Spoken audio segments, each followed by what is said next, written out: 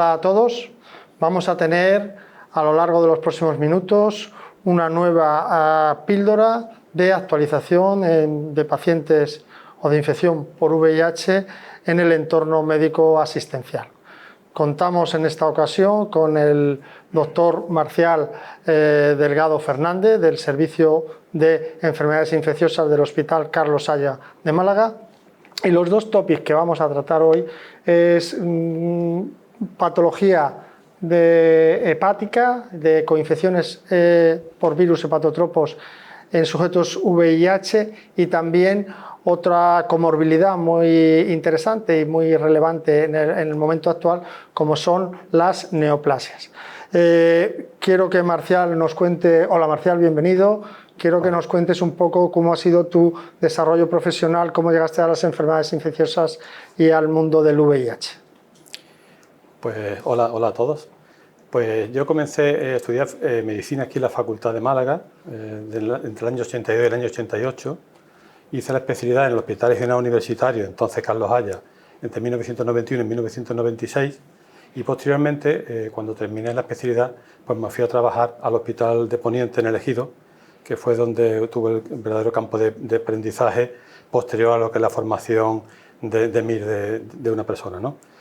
Aquí tuve la suerte de vivir la época dura del VIH durante la residencia. Hasta el año 95 pues, no teníamos tratamiento eficaz frente al VIH y vimos todo tipo de infecciones oportunistas y de neoplasia asociada al SIDA.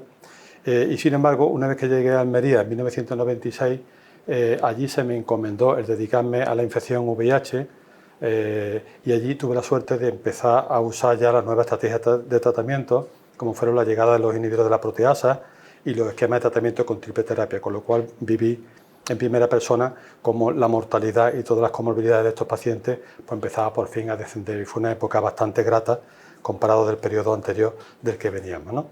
También allí vi pacientes con infecciones tropicales, veíamos muchos pacientes inmigrantes, pues, como los que llegan ahora, pero que llegaban en pateras también a la costa de Almería.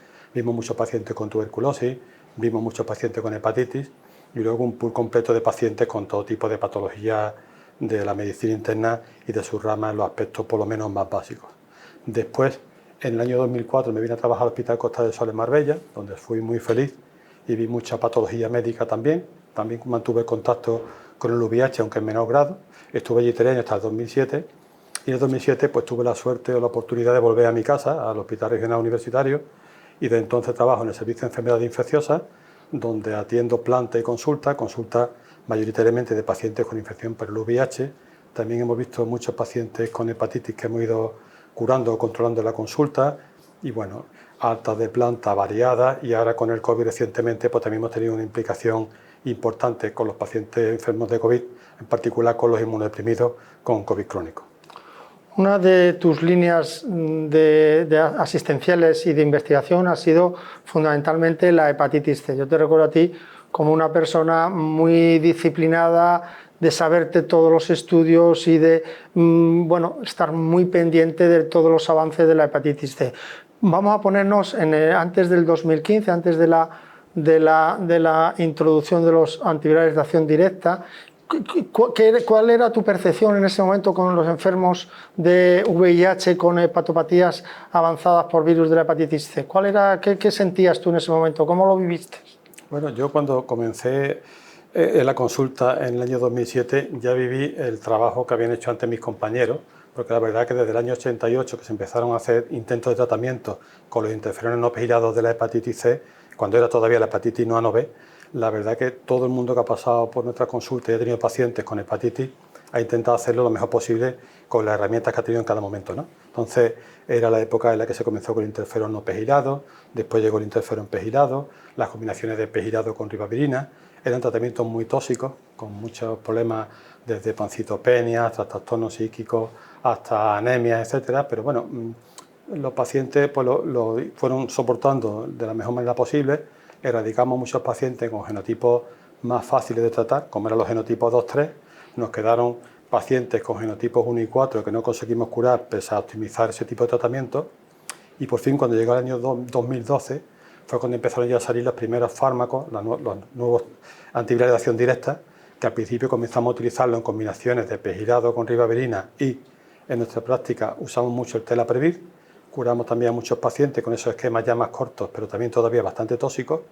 Y a partir de 2014 pues fue cuando ya vivimos el boom de los tratamientos libres de pegilado y de ribavirina, que eran ya pues distintas combinaciones de sofosbuvir, con inhibidores de la NS5A, inhibidores de la proteasa, en fin, una playa de tratamientos diferentes que al final, afortunadamente, se han convertido en un tratamiento pangenotípico. Ya no nos hace falta ni conocer el genotipo, simplemente conocer cargas virales detectables para tratarlo con dos esquemas las más de cómodos, ¿no? El Ecapelvir, Preventavir, 8 semanas de tratamiento con 3 comprimidos diarios, o Sofosbuvir, Patavir, 12 semanas de tratamiento con una pastilla diaria y tasa de curación por encima del 99%. La verdad que hoy es un placer tratar la hepatitis C, no nos queda ya casi nadie por tratar y nos queda el problema de la hepatitis C aguda, que vamos viendo casos ocasionalmente y que ahora podemos comentar si quiere más adelante, ¿no? En ese momento, en poco tiempo, supuso prácticamente la desaparición de la hepatitis C en el grupo de seropositivos que se veían en la consulta. ¿Podemos hablar de microeliminación, ahora que está tan de moda esa palabra en el mundo de la hepatitis C? Sí. ¿Microeliminación en el VIH? Sí, microeliminación en definitiva consiste en ir a sitios o focos donde pueda haber pacientes infectados por el virus C e ir a erradicarlo in situ. En esta ocasión, en vez de ir nosotros a lugares donde hubiese gente con exposición al virus C, pues sitios de drogadicción en la calle, sitios así un poco más distintos, ¿no? La microeliminación la íbamos haciendo en nuestros pacientes de nuestras cohortes, pero la verdad que todos terminamos por erradicar el virus C de nuestras cohortes y yo creo que ahora mismo no nos queda nadie por erradicar de los que tenían hepatitis C crónica, lo cual ha hecho ya el tratamiento también mucho más fácil, porque es mucho más sencilla la respuesta de la hepatitis C aguda o de poco tiempo de evolución a estos tratamientos que la de los pacientes pretratados, sobre todo cuando eran cirróticos antiguamente. Con respecto a los nuevos diagnósticos y al fenómeno de la adquisición de la hepatitis C por vía no parenteral, por vía fundamentalmente sexual, en HSH, en hombres que tienen sexo con hombres, ¿qué supone el fenómeno del KENSES? ¿Es relevante este fenómeno en cuanto a la aparición de nuevos diagnósticos de infección por VIH-C? Sí, es relevante. La hepatitis C aguda ocurre a una baja escala. Se estima que se pueden producir 2 casos por cada 100 pacientes años en nuestras cohortes, es decir, que no es una cosa enorme en cantidad de pacientes. Ya se publicó hace tiempo en Barcelona una cohorte en 2013 con 89 pacientes con hepatitis C aguda y ahora hace poco ha salido otra en Madrid en 2020 con en 4 años 130 pacientes, es decir, que es un problema, pero no es de la magnitud que era la hepatitis C antiguamente. Y efectivamente, casi todos los pacientes que hacen hepatitis C con infección VIH son pacientes que tienen sexo, hombres que tienen sexo con hombres sin protección, se asocia a las relaciones sexuales normalmente anales receptivas, al uso de prácticas cruentas, con juguetes contaminados, cosas de ese tipo, y luego el KENSEX, claro que tiene un gran papel en esto, porque el uso de drogas recreativas hace que por una parte se vean más estimulados, pero al mismo tiempo más desinhibidos en las conductas que realizan. Entonces eso hace que se protejan menos y puede hacer que se transmita con más facilidad el virus C entre estos pacientes. Aparte de la moda ahora que hay también en algunos centros, que es lo que llaman el slamming, ¿no? Que es de pincharse en vena y meterse fármacos estimulantes que tienen el problema de que puede o compartir la aguja o compartiendo la jeringa también puede transmitir el virus de la hepatitis C de una persona a otra. Entonces es un problema al que hay que mentalizar a nuestros pacientes de que controlen cuando use ese tipo de drogas, que si pueden no usarlas mejor y que no recurran nunca, si puede ser, al slamming, y lo que lo hagan, que no compartan jamás ni agujas, ni jeringas, ni otro tipo de parafernalia.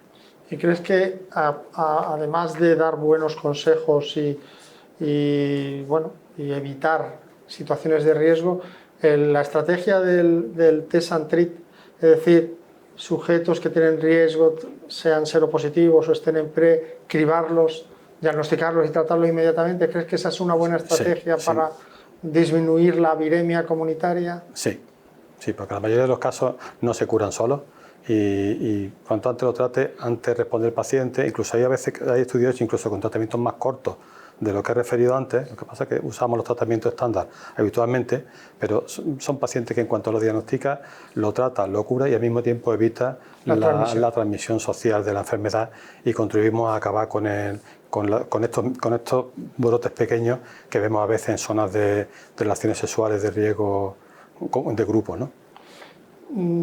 Vamos a dejar la hepatitis C y dos cositas. Una de hepatitis A, que a veces se describe en brote en sujetos VIH, HSH o que estén en pre. ¿Cuál sería tu comentario con respecto a la hepatitis A? Pues la hepatitis A es verdad que actualmente en España la transmisión fecal por agua contaminada ya no existe, desde que tenemos buenos sistemas de excretas separados del agua que ingerimos, ¿no? Ya no hay beber agua de pozo como antiguamente, ese tipo de cosas, pero es verdad que hemos tenido brotes de hepatitis A, en concreto tuvimos uno muy importante aquí en la Costa del Sol en el año 2017, en el que los que se infectaron eran mayoritariamente hombres que tenían sexo con hombres. Todavía hay un porcentaje muy elevado de VIH, pero sí eran pacientes con ese tipo de relaciones, la mayoría obviamente varones, y bueno, eso se produce por transmisión fecal-oral. Por mucha higiene que se haga a nivel perianal, se describe transmisión porque las partículas virales de quien sea portador del virus pueden quedar ahí y si hay contacto con esa zona, pues la persona puede infectarse.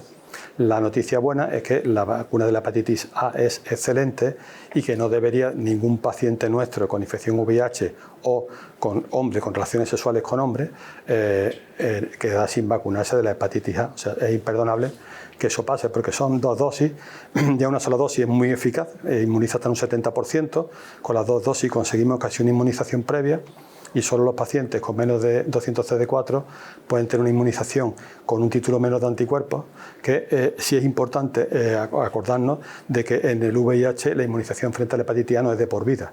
Es decir, que al paciente inmunizado pues puede que tenga 90 unidades litros dentro de 2 años, dentro de 3, 70, 50 y dentro de 6 años puede tener menos de 20 y reinfectarse, como hemos visto en algún caso. Es decir, que tenemos que estar pendientes de que estos pacientes testarles periódicamente cómo van de anticuerpos frente a la hepatitis A y vacunarlos. Los que la han pasado previamente, sin embargo, ya mantienen inmunidad de por vida. La hepatitis B, razonablemente, la población española mayoritariamente ya está toda vacunada y es raro o es poco prevalente en población VIH, ¿no? ¿Hay algún dato nuevo de nuevas vacunas de hepatitis B que salió este año en el CROI, quiero recordar? Sí, la hepatitis B se estima que está presente en el 3% de nuestras cohortes. Antiguamente, pacientes españoles que tenían contacto con drogadicción parenteral, actualmente pacientes inmigrantes de países donde haya hepatitis B o personas que tengan relaciones sexuales entre sí, hombre con hombre o hombre con mujer, en el que alguno de los dos sea portador del virus de la hepatitis B. La misma historia, la vacunación es muy importante.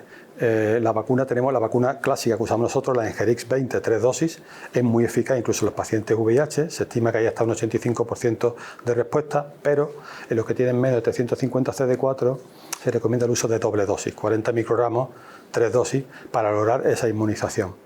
En aquellos casos en los que eso no se consiga, lo que tenemos ahora mismo en el hospital, que es bastante eficaz porque es lo que se usa para inmunizar a los pacientes con insuficiencia renal crónica, que son de los más difíciles de hacerle adquirir inmunidad frente al virus B, tenemos la vacuna que se llama Fendrix, que también lleva 20 microgramos de antígeno de superficie, pero con un derivado lipídico que la hace más inmunógena. Y ahora se presentó hace poco en el CROI los datos con una vacuna alemana que se llama Eplisab, que tiene muy buena pinta. Es de un laboratorio que se llama Dynavax, y la gracia está en que con solamente 2 dosis separadas un mes se inmunizan prácticamente todos los pacientes, el 90 y tantos por ciento, después de 2 dosis solo, al analizarlo a los 6 meses. Y eso que en algunos pacientes VIH se le ha puesto una tercera dosis, pero con solo 2, más del 90% tiene anticuerpos por encima de los 10 y a veces incluso por encima de 1000 frente al virus de la hepatitis B. No está presente, pero yo creo que terminará por llegar a nuestro entorno. Bueno, creo que le hemos dado un buen repaso a las 3 hepatitis más importantes y más relevantes en los sujetos VIH y también en la población general, y ahora me gustaría pasar a otro topic, a otra situación que se da en los pacientes VIH, como son las neoplasias. Entonces, mi primera pregunta sería que nos comentara, siempre habíamos dicho neoplasias asociadas al VIH, que son las neoplasias clásicas que se producían con inmunosupresión severa, los linfomas, el cáncer de cervix, el sarcoma de Kaposi, pero ahora tenemos las neoplasias emergentes en sujetos ya más mayores y que tienen una característica que es que son algunas de ellas más frecuentes que en la población general. Coméntanos qué tipo de neoplasias son las más relevantes en los sujetos VIH. Vale. Bueno, las neoplasias en la actualidad yo creo que es el principal problema que nos inquieta en las consultas de nuestros pacientes con infección por el VIH.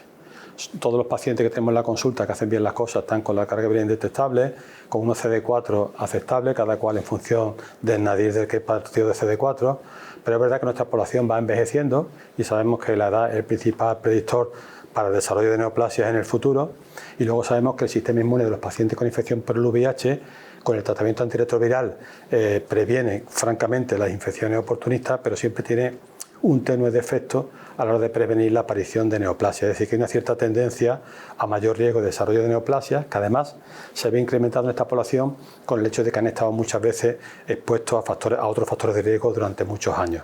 Tenemos una población que ha sido muy fumadora, muchos también han tenido consumo de alcohol en rango tóxico durante muchos años, algunos han estado afectados por el virus de la hepatitis B, el virus de la hepatitis C, y se suma una serie de efectos que al final se concatenan para hacer un riesgo de que empiecen ya a tener riesgo para hacer neoplasia, ¿no?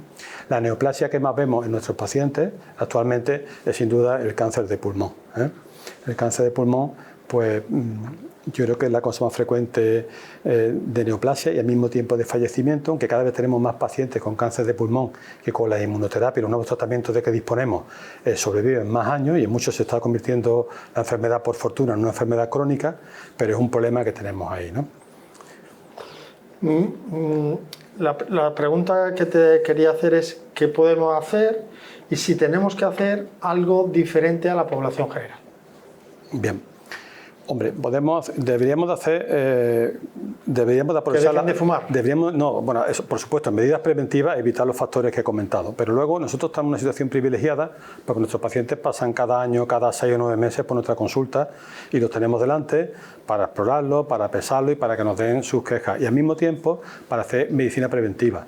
Medicina preventiva con las vacunaciones, que ahora las tenemos mucho más en mente, de vacunarlos como ahora comentará después el doctor Ruiz Mesa, de vacunarlos, por ejemplo, de varicela zoster, de neumococo, etcétera, pero también tenemos que hacer una labor preventiva con respecto al cáncer, que es la que a veces se nos olvida, ¿no? Y la podemos hacer a múltiples niveles porque son diferentes los tipos de cánceres que acechan a nuestra población.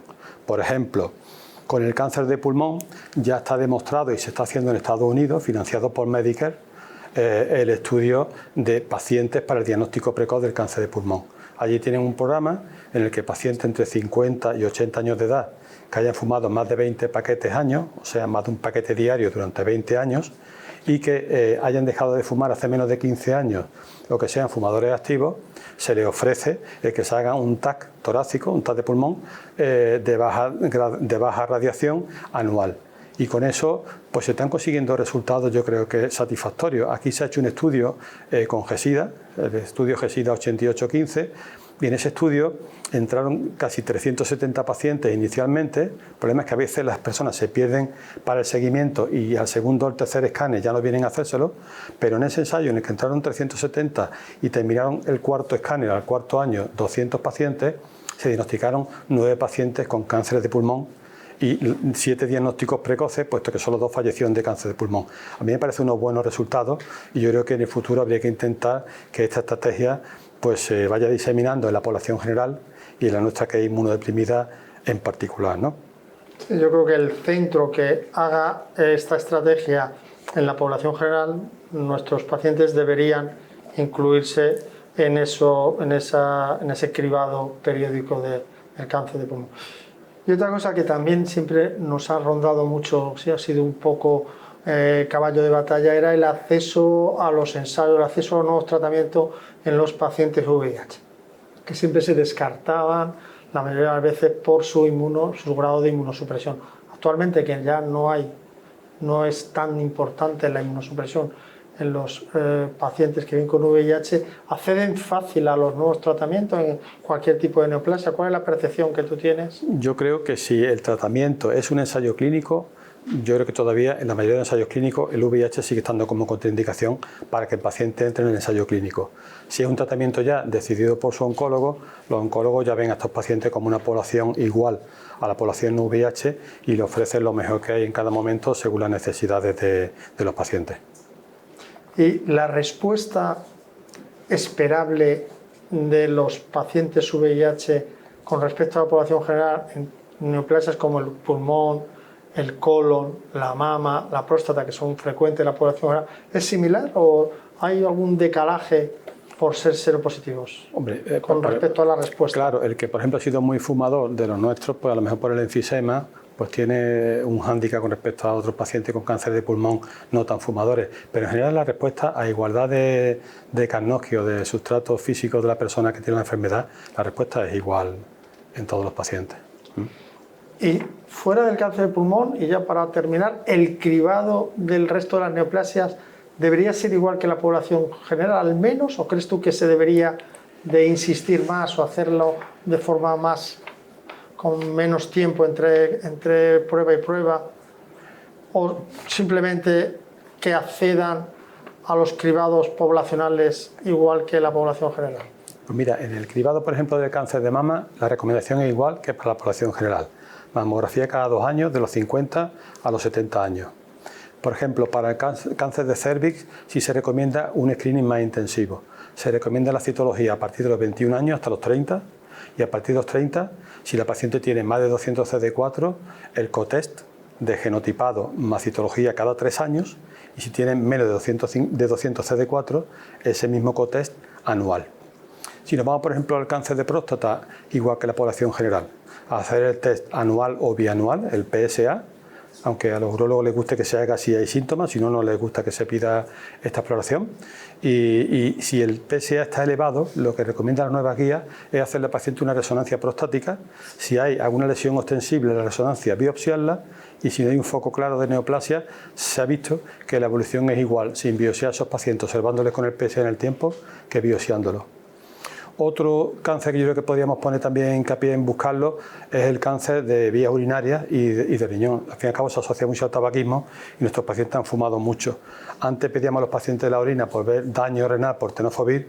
Yo creo que ahora es el momento de pedir la orina para ver hematuria que nos puede orientar precozmente a un diagnóstico de un cáncer de vejiga o de un cáncer renal.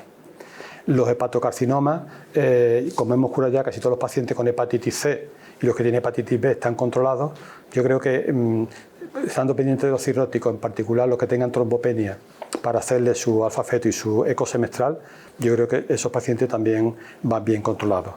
Y luego quizá podríamos hablar también algo del cáncer anal.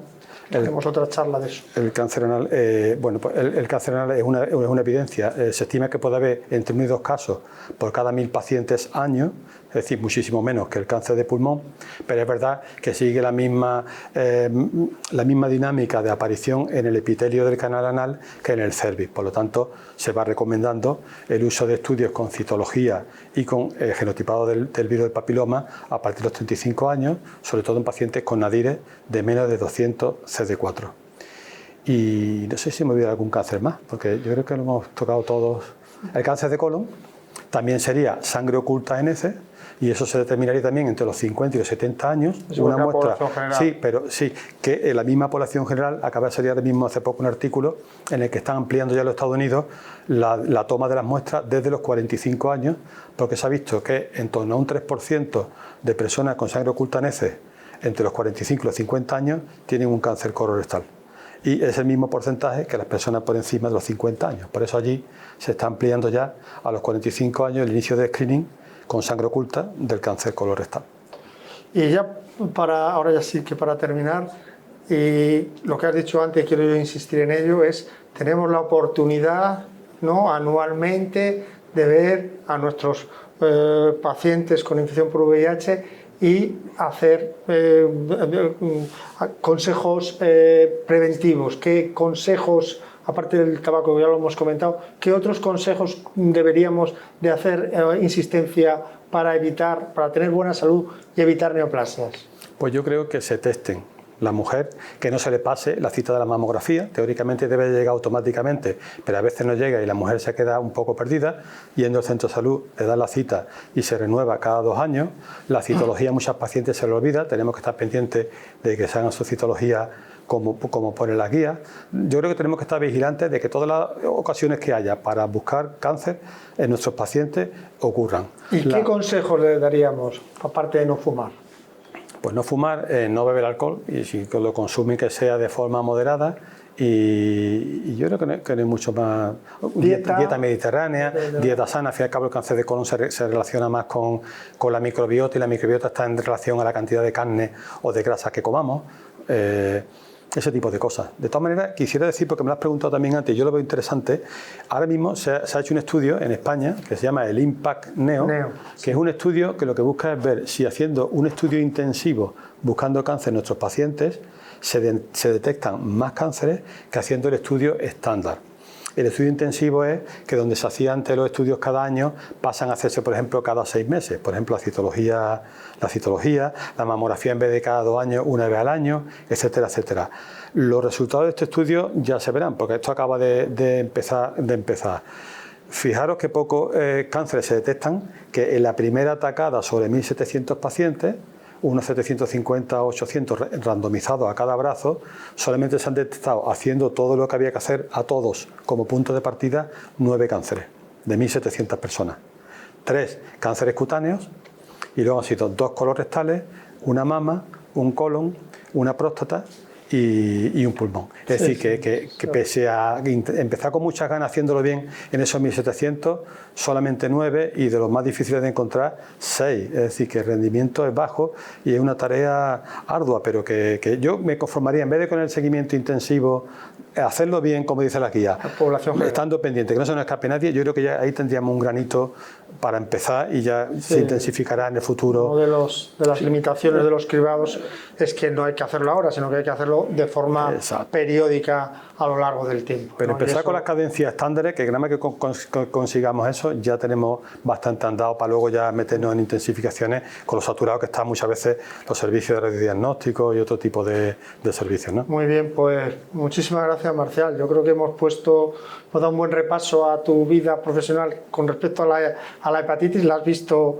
morir seguramente muchos enfermos de hepatopatía crónica, y has visto el resurgir y la curación y casi la eliminación de la hepatitis C, y los retos que tenemos por delante en los pacientes VIH, pues probablemente uno de ellos sea las neoplasias. Bueno, pues muchas gracias a todos vosotros por escuchar esta charla con el doctor Marcial Delgado, y hasta la próxima. Hasta luego.